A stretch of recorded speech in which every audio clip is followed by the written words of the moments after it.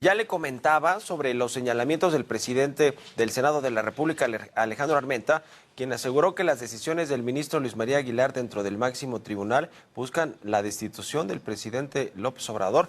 Y efectivamente estaba un proyecto que después fue retirado en la Corte, pues para promover este tema de la destitución del presidente. Vamos a hablar a detalle del tema con Francisco Burgoa, experto en temas jurídicos, judiciales, abogado. ¿Cómo estás, Francisco? Buenos días.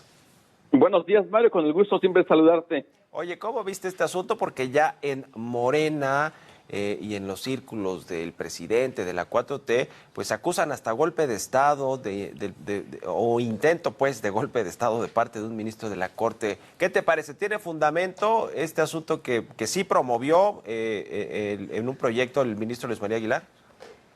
Es un asunto inédito, es un asunto que realmente se ha hablado poco, porque precisamente como comentas, se presentó en sesión en esta semana y se retiró.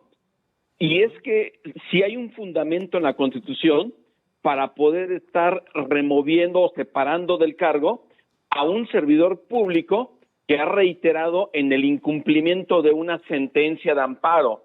O sea, sí existe un fundamento. El tema es que nunca se había propuesto que esa posibilidad de interpretación del artículo 107 constitucional en su fracción 16ª pudiera implicar la destitución del presidente de la República. Esta es una interpretación bastante amplia que está haciendo el ministro Luis María Aguilar y que por eso es que a Morena, pues inmediatamente ha puesto el dedo ahí sobre el tema. Porque resulta que Morena sí puede amenazar a los ministros de la Suprema Corte para juicio político, pero si el ministro Luis María Aguilar también en el ejercicio de su autonomía e independencia, él está proponiendo esta posibilidad, ya no les gustó, que insisto, es una interpretación bastante amplia que se puede hacer sobre este tema, porque en mi opinión, como nunca se había dado, sí nos da la posibilidad de interpretar si esta posibilidad de separar a un servidor público pudiera llegar al presidente de la República o no. Es un tema pues bastante interesante, pero por las condiciones políticas que tenemos hoy y la polarización, pues todavía cobra más irrelevancia, por lo menos en los medios. Ahora, el hecho de que no terminó presentado el proyecto no quiere decir que no lo pueda volver a presentar para someter a votación, etcétera. Yo veo ya difícil que esto suceda, pero ahí está, digamos, en el cajón del ministro Luis María Aguilar, ¿no? Absolutamente. Es un proyecto que él retiró, él sabe las razones, posiblemente sean razones políticas. Veremos si cuando se vuelva a presentar el asunto sigue manteniendo él este proyecto y esta posibilidad de que el presidente se le destituya. Digo, en mi opinión, no debería llegar a esa posibilidad de que el presidente sea destituido, porque precisamente esto implicaría de que se pueda prestar a interpretaciones de que se quiere destituir al presidente por cuestiones políticas. Y bien es cierto, los ministros de la Corte son defensores de la Constitución. La propia Constitución, en su artículo 108, establece los casos en que el presidente puede ser juzgado y tiene que ver por la comisión de delitos.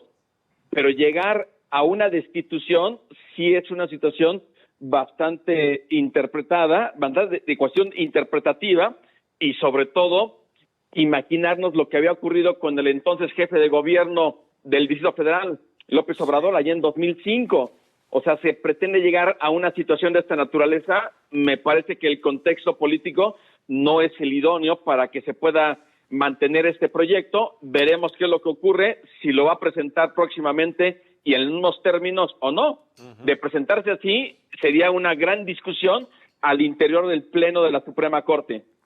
Hoy parece que hay otras cosas que quizá son más graves y que ha cometido el presidente López Obrador como para llevarlo a un juicio más allá de este amparo que ganó una magistrada para extenderle el periodo en su cargo y bueno, después acusan al Ejecutivo de omisión o al titular del Ejecutivo, que es el presidente, por no haberle dado entrada a esta solicitud. En fin, pareciera que hay cosas más graves que este asunto, pero como están las cosas polarizadas hoy, se convierten en un escándalo o en un tema que han tomado en la 4T, en el gobierno del presidente López Obrador. Por último, te pregunto, Francisco, el tema, hablando de este ministro Luis María Aguilar, de los más de 50 mil millones de pesos que están en litigio por temas fiscales, por adeudos fiscales, créditos fiscales, y que pues el presidente ya se quejó, ¿no? Puso una queja para que le dé celeridad a estos litigios. ¿Cómo ves este asunto que tiene que ver con el mismo ministro?